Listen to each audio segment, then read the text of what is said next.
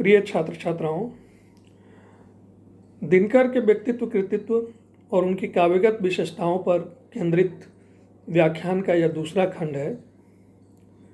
दोस्तों, इसके पहले हम उनकी कविता में विभिन्न तरह की प्रवृत्तियों की ओर संकेत कर चुके हैं। पहली तो राजनीतिक पराधीनता और सामाजिक आर्थिक विषमता के प्रति उग्र विद्रोह, विक्षोभ और आक्रोश से संबंधित प्रवृत्ति है। और दूसरी प्रवृत्ति है प्रकृति और सांसारिक आकर्षणों और सौंदर्य का आनंद लेने की, जो शुरू से ही उनकी कविताओं में मौजूद थी। रेणुका संग्रह की कुछ कविताओं में भी यह प्रवृत्ति है, जो उर्वशी में अपने ऊंचाई पर पहुंच जाती है। रेणुका संग्रह की परदेशी कविता में वे कहते हैं, माया के मोहक वन की क्या कहूँ कहानी परदेशी, भय है सुनकर हंस दोगे मेरी नादानी परदेशी। सवाल है कि किस चीज़ को नादानी समझ लिए जाने का भय है। तो उत्तर यह हो सकता है कि जब आज़ादी की लड़ाई चल रही है तब माया के मोहक वन की कहानी कहने को नादानी ही समझा जाएगा, लोग उसकी हंसी ही उड़ाएंगे। लेकिन यह प्रवृत्ति दबी नहीं। दरअसल दिनकर जी की कई कविताओं में छायावादी प्रवृत्तियाँ भी विद्यमान हैं। वह केवल प्रेम, सौंदर्य और प्रकृति के वर्णन में ही नहीं, बल्कि वेदना, करुणा, असहायता, अकेलेपन और जीवन की नश्वरता के रूप में भी है। हालांकि ऐसी कविताएं अपेक्षाकृत कम हैं। उनके संग्रह समाधेनी की कविता अंतिम मनुष्य की पंक्तियां हैं, सारी दुनिया उजड़ चुकी है, गुजर चुका है मेला, ऊपर है बीमार सूर्य, नीचे में मनुज अकेला। यह सही है कि मानव जीवन की नश्वरता, विध्वंस और त्रासदी से उत्पन्न असहायता बोध भी उनकी कविताओं में है, पर यह उनकी कविता का प्रमुख स्वर नहीं है। एक कविता में उन्होंने कहा है कि आदमी का स्वप्न जल के बुलबुले की तरह है, पर आदमी धन्य है जो उन बुलबुलों से खेलता है और कविता बनाता है। उनकी कविता में हिमालय पौरुष का पूंजीभूत ज्वाल है। उर्वशी में वे कहते हैं, मर्त मानव के विजय का तुर्य हूँ मैं, उर्वशी अपने समय का सूर्य हूँ मैं। गांधी जी की रणनीति से उनकी बहस थी, पर गांधी कविता में उन्होंने लिखा, गांधी तूफान के पिता और बाजों के भी बाज थे, क्योंकि वे नीरवता की आवाज़ थे। दिनकर सत्ता के करीब थे, पर दिल्ली को संबोधित अपनी कविताओं में उन्होंने सत्ता के जनविरोधी चरित्र की सख्त आलोचना की है। दिनकर जी को छायावादोत्तर पीढ़ी का कवि माना जाता है। किसी एक काव्यधारा के साथ उन्हें जोड़कर नहीं देखा जा सकता।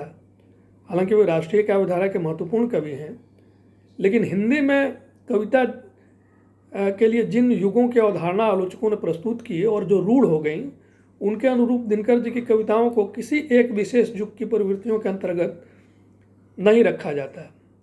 आलोचक खगेन ठाकुर ने दिनकर की काव्य चेतना पुनर्मूल्यांकन नामक लेख में लिखा है, दिनकर की शक्ति और विशिष्टता यह है कि आधुनिक कविता में किसी एक प्रवृत्ति और धारा के साथ न होकर भी वे आधुनिक कविता के विकास में अपनी सार्थकता और महत्ता सिद्ध करते हैं। उत्तेजना और संवेदना का सामंजस्य अपनी रचनात्मक भाषा में करने का विलक्षण प्रयोग उन्होंने किया है। उनकी इस रचनात्मक सामर्थ्य को व्यापक स्वीकृति प्राप्त है। दिनकर किसी काव्य प्रवृत्ति के प्रवर्तक नहीं हैं, वे इतिहास चेतना के साथ मजबूती से चलते रहे हैं। दिनकर सफल इस अर्थ में है कि नई कविता और उसके बाद भी कोई उन्हें पिछड़ा हुआ या पीछे पड़ा हुआ कवि नहीं कहता। प्रवृत्ति विधायक कवि नहीं होने के कारण दिनकर किसी दौर में नए आते हुए रचनाकारों को प्रभावित नहीं कर सके, फिर भी स्वातंत्र्योत्तर काल के कवियों और पाठकों से भी उन्हें अत्यधिक आदर मिला। जबकि आलोचक रामनिहाल गुंजन का मानना है कि जब छायावादी कविता का अंत हो रहा था, तब दिनकर जैसे कवि ने अपनी ओजस्वी वाणी द्वारा हिंदी कविता को नई ऊंचाई प्रदान की और उसे जनजीवन से जोड़ने का काम किया। वास्तव में यही कवि रामधारी सिंह दिनकर की सर्वप्रमुख विशेषता है कि उन्होंने हिंदी कविता को जन जन की कविता बनाया, जनता को स्वयं की ताकत पर भरोसा करना सिखाया जनतंत्र का जन्म कविता में दिनकर ने स्पष्ट कहा है, आरती लिए तू किसे ढूंढता है मूर्ख, मंदिरों राज प्रसादों में तहखानों में। देवता कहीं सड़कों पर गिट्टी तोड़ रहे, देवता मिलेंगे खेतों में खलिहानों में। यह सही है कि दिनकर को मिथक और संस्कृति से बहुत प्रेम है। उनकी कविताओं में बार बार मिथकीय चरित्र आते हैं, पर किसी कल्पित स्वर्ग के बजाय उनकी चेतना धरती को अधिक महत्व देती है। इसी जीवन के आवेग, उमंग और उत्साह ऐसे तत्व हैं जो उनकी कविता को लोकप्रिय बनाने में सहयोगी सिद्ध हुए। मिथक आम जन की स्मृतियों और विश्वासों का हिस्सा होते हैं। जाहिर है दिनकर की कविता की लोकप्रियता में इनकी भी भूमिका रही है। दिनकर की कई कविताओं की पंक्तियाँ मुहावरों और लोकोक्तियों की तरह प्रयुक्त होती रही हैं। ऐसी लोकप्रियता बहुत कम कवियों को प्राप्त होती है। कुछ पंक्तियाँ देखी जा सकती हैं। एक, जब नाश मनुज पर छाता है, पहले विवेक मर जाता है। दो, क्षमा शोभती उस भुजंग को जिसके पास गरल हो, उसको क्या जो दंतहीन विषहीन विनित सरल हो। तीसरा, हटो व्योम के मेघ पंथ से, स्वर्ग लूटने हम जाते हैं, दूध दूध हो वत्स तुम्हारा, दूध खोजने हम जाते हैं। चौथा, समर शेष है नहीं पाप का, भागी केवल व्याध, जो तटस्थ है समय लिखेगा उनके भी अपराध। 5, सदियों की ठंडी बुझी राख सुगबुगा उठी, मिट्टी सोने का ताज पहन इठलाती है, दोराह समय के रथ का घर घर नाद करो, सिंहासन खाली करो कि जनता आती है। यह कविता संपूर्ण क्रांति आंदोलन के दौरान काफ़ी पढ़ी और गाई गई और उसका नारा बन गई। छठा, सकल देश में हालाहल है, दिल्ली में हाला है, दिल्ली में रोशनी, शेष भारत में अंधियाला है।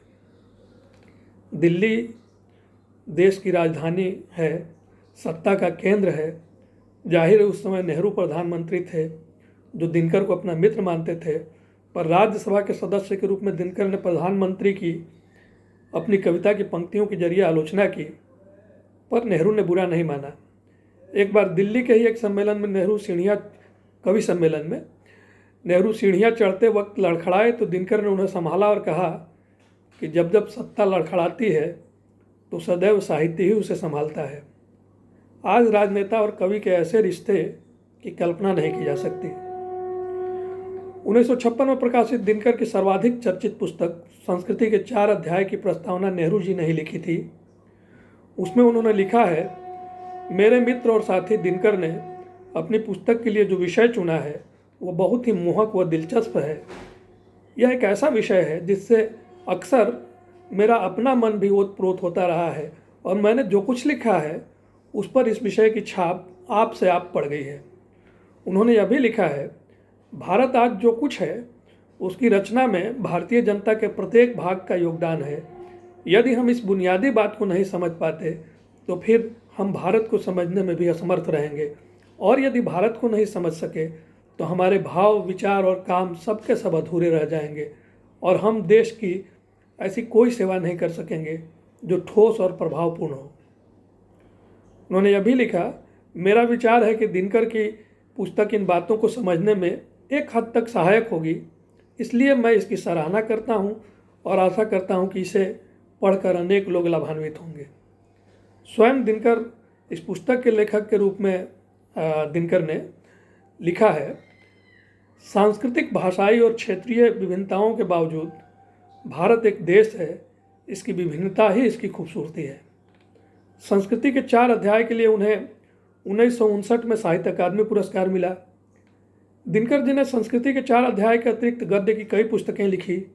नेहरू के निधन के बाद 1965 में उन्होंने उन पर लोकदेव नेहरू नामक पुस्तक लिखी। 1968 में प्रकाशित उनकी एक पुस्तक का नाम राष्ट्र भाषा आंदोलन और गांधी जी है। 1971 में प्रकाशित मेरी यात्राएं में उनकी रूस, पोलैंड, जर्मनी, मिस्र, चीन और मॉरिशस की यात्राओं का वर्णन है। उत्तर और दक्षिण भारत की एकता को उन्होंने 1971 में प्रकाशित पुस्तक भारतीय एकता में रेखांकित किया है। भाषा, राष्ट्र, संस्कृति और जनता की एकता के प्रति उनके लेखकीय सरोकार 1955 में प्रकाशित उनकी पुस्तकों राष्ट्र, भाषा और राष्ट्रीय एकता, हमारी सांस्कृतिक एकता और भारत की सांस्कृतिक कहानी में भी देखे जा सकते हैं।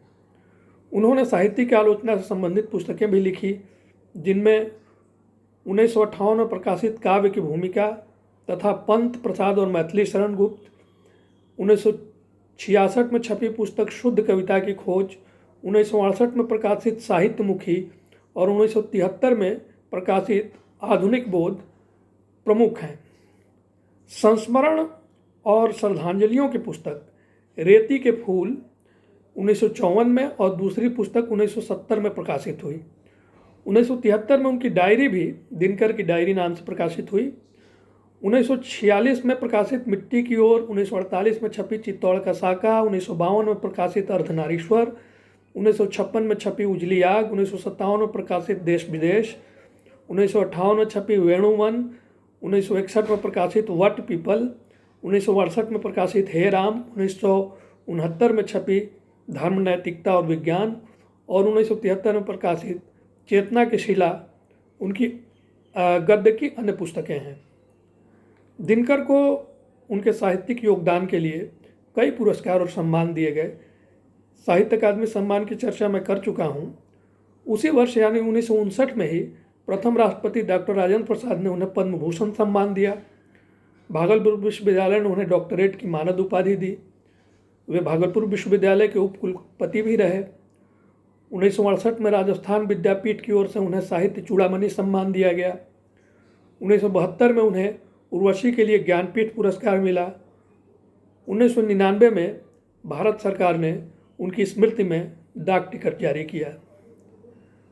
कवि रामधारी सिंह दिनकर पूरी जिंदगी इस प्रश्न से जूझते रहे कि कविता का वास्तविक उद्देश्य क्या है। वे इकबाल और रविंद्रनाथ टैगोर से गहरे तौर पर प्रभावित थे। रश्मि लोक की भूमिका के हवाले से हम कह सकते हैं कि वे यह भी चाहते थे कि वे भी कोमल कविताओं का सृजन करें। उन्हीं का कथन है, जिनमें फूल हो, सौरभ हो, खुशबू, सौरभ हो, रमणी का सुंदर मुख और प्रेमी पुरुष के हृदय का उद्वेग हो। उन्होंने ऐसी कविताओं की रचना भी की।